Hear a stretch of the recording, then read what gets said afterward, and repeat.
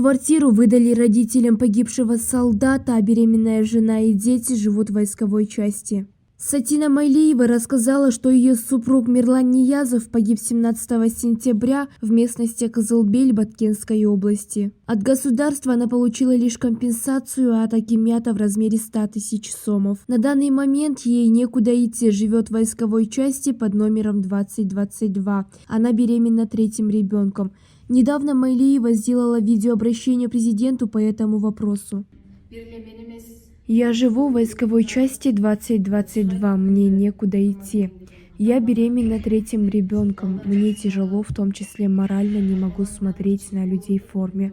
Дети спрашивают, где папа, не могу там жить постоянно. Всем семьям погибших выделены квартиры, а нам нет. Мы, видимо, не попали в списки.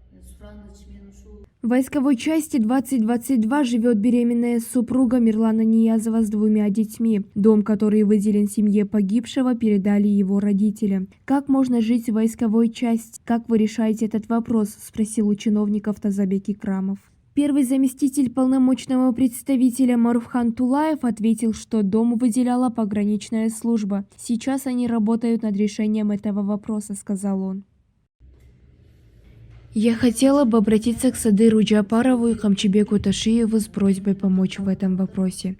Я слышала, что квартиру, которую должны были получить мы, получила моя свекровь, сказала Сатина Майлиева.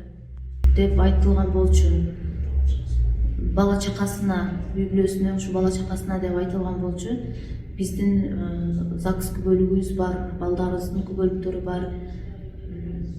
Кара кагаз менин колумда болгондон кийин кандай эч кандай бир текшерүүсүз кайненемдин колуна беришкендигин мен түшүнө албай калдым.